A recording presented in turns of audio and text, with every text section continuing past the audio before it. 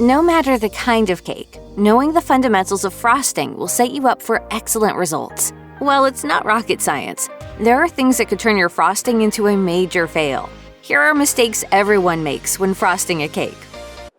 Waiting for a cake to cool might be one of the greatest tests of patience a baker can face.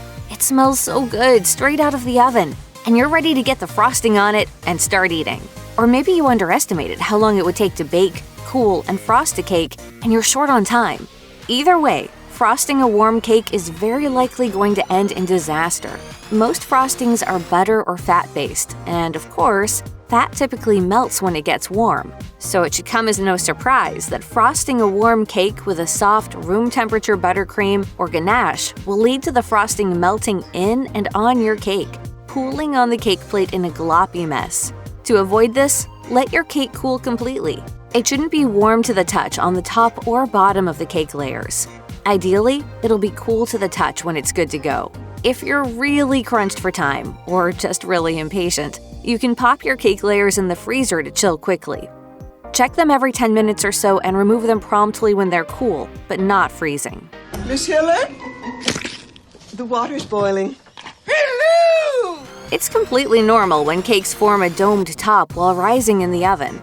Sometimes the dome is pronounced and sometimes it's subtle. But stacking a cake with a domed top is a rookie move that may leave you with an unattractive cake. Because the frosting has to cover less space at the center of the cake and more space closer to the edges of the cake, your filling will likely be very uneven. If your frosting is strong, it may hold the domed cake layers in place, but it's more likely that they'll sit awkwardly on top of each other, making it difficult to achieve a smooth finish. And finally, a layer cake with a domed top is difficult to decorate. Not to mention, a dead giveaway that the cake in question was made by an amateur baker. Luckily, it's easy to level a cake for an evenly stacked professional finish. A long bread knife held perpendicular to the cake and sliced either straight across or around the cake will quickly remove the dome. If you're new to cake building, you might not know about the crumb coat. Say you've got a dark chocolate cake and perfectly white frosting. The crumb coat is going to lock in those chocolate crumbs so the final frosting layer won't be blemished by unsightly crumbs. The crumb coat also serves to fill in any gaps or cracks around the cake, ensuring a smooth final frosting layer.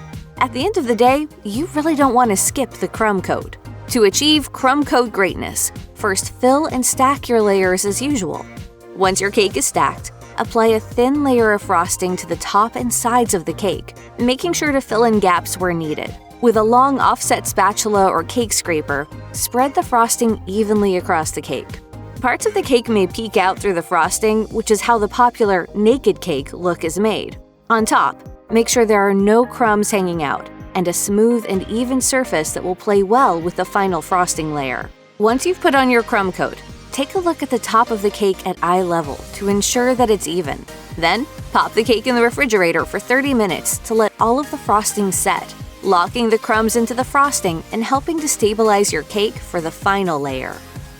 You've frosted and decorated your cake, but what's this? There's an unsightly bulge of frosting around the center of your cake that keeps pushing its way outwards. While this isn't the worst thing that can happen, it's a sign that something's wrong on the inside of your cake. It's likely one of two issues. First, did you level your cake layers? If not, the uneven domes are likely pushing your delicate frosting right out of the cake. As you layer more frosting on top of the cake, the layers get heavier and push even more filling from the center outwards. If the cake layers are leveled, chances are the filling is too thin or liquid. This can be an issue if your buttercream is especially loose, or if you're using a lighter filling like lemon curd or whipped cream. In the case of warm buttercream, let it chill out for a few minutes in the fridge to help it strengthen up before using it. If you're using a lighter filling, use the dam method. This is where you put a half to 1 inch ring of buttercream around the cake layer and fill the inside of the ring with a lighter filling. The buttercream dam establishes a nice barrier and helps support the layer on top of it without squishing out your more delicate ingredients.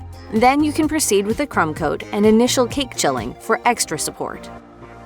Many bakers recommend that you make your frosting fresh when you intend to use it, which is sound advice. Fresh frosting will often give you the best results. Usually, there's plenty of time to whip up a batch while your cake is baking and cooling. But sometimes you may need to spread your cake making over a few days in order to get it done. You may have made a large batch of frosting that will cover multiple cakes. So, now what? You should properly store the frosting in an airtight container to avoid picking up any smells from the fridge. You can even freeze your buttercream for up to 3 months, making sure to use an airtight bag or container again. When you're ready to use it, pull the frosting out of the fridge and allow it to warm up at room temperature until it's pliable. For frozen frosting, let it thaw out in the fridge overnight, then let it warm up to room temperature. There isn't really a good way to rush this step. Once the frosting is at room temperature, it may need to be re-whipped with a stand or hand mixer to come back to its original texture and volume.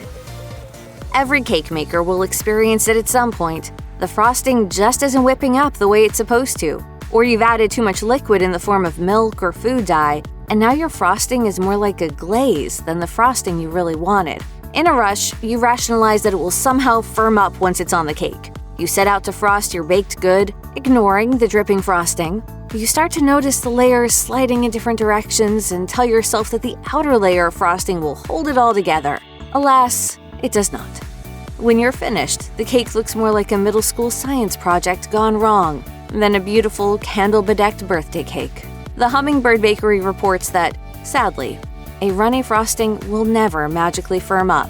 Moreover, there aren't very many quick fixes for this mistake. Now, if your buttercream is just a bit too warm, you can chill it to thicken up the frosting for a delicious, perfectly frosted cake.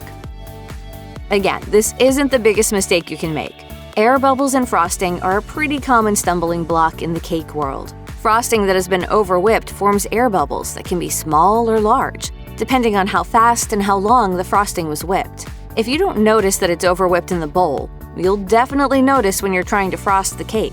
Frosting with air bubbles is almost impossible to smooth out and will make the final product look like it was rolled across concrete or asphalt. Frosting pocked with these air bubbles is okay to use for filling or a crumb coat, but you'll want to knock the air out of it before the final layer. To do so, take a rubber or silicone spatula and paddle the frosting against the sides of the bowl by hand. This will help to knock down the air bubbles and smooth out your frosting. If you still notice a few small air bubbles once the frosting is on the cake, chill the cake for 5 to 10 minutes. Then use a warm cake scraper to smooth out the frosting, filling in any tiny bubbles. 9 times out of 10, if you start with a leaning cake, you'll end with a leaning cake. Occasionally, a skilled baker can frost over such mistakes, but that's really the exception, not the rule. A leaning cake can be caused by a few different mistakes. If the layers were cut at an angle during the leveling process, they may slide and cause the cake to lean. If the frosting is too soft, the cake layers may not want to stay in place and end up sliding apart. Well, what do you think of it? Why, it's a very unusual cake, isn't it? Sadly, if you notice that your cake is leaning, it may already be too late to even out the layers.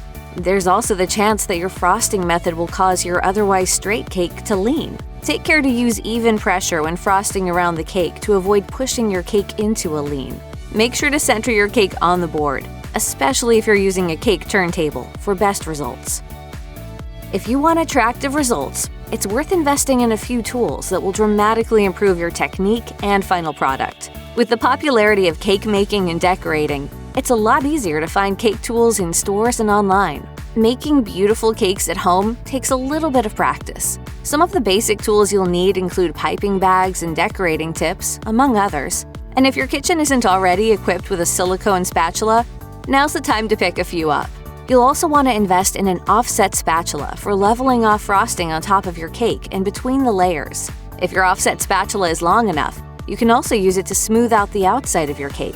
For the ultimate smooth finish, you'll want to use a cake or bench scraper. When you're ready to try your hand at piping work, reusable and plastic piping bags are easy to come by. Metal and plastic piping tips often come in sets with piping bags. And if you find you're really into decorating cakes, it's absolutely worth it to invest in a cake turntable for professional-looking results. Few things are as defeating as getting to the last few inches of cake, only to find that you're out of frosting. At that point, you've either got to stop everything and make the world's tiniest batch of frosting to finish, or get creative with your technique. In case you were wondering, we recommend making the extra frosting. How much frosting are you supposed to make for your cake anyway? Until you've got all of your recipes down, it's a little bit of a guessing game. but it's recommended to have about 5 cups of frosting on hand to fill and frost an 8 or 9-inch 3-layer cake. Keep in mind that this may not include enough frosting for extra decoration, so plan accordingly. On the other hand, if you've overshot the quantity and have extra frosting, well, there are much worse problems to have. Resist the urge to spackle on an extra layer of frosting just because it's there. Too much frosting can make your cake heavy and may even cause the extra frosting to sink down the side of the cake. Instead, save the frosting in the fridge or freezer for another project, like a small batch of cupcakes or a mug cake. Transporting a cake is stressful work that only increases with the size and detail of the cake. Chilling the cake for several hours is non-negotiable if you plan on transporting it to its final destination.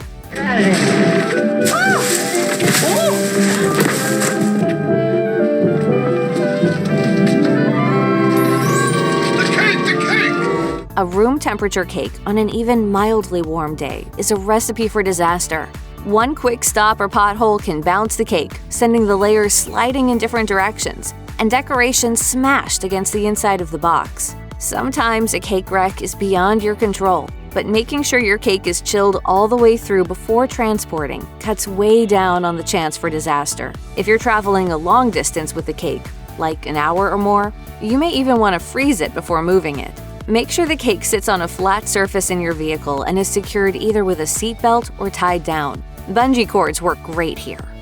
Check out one of our newest videos right here. Plus, even more mashed videos about cooking tips are coming soon. Subscribe to our YouTube channel and hit the bell so you don't miss a single one.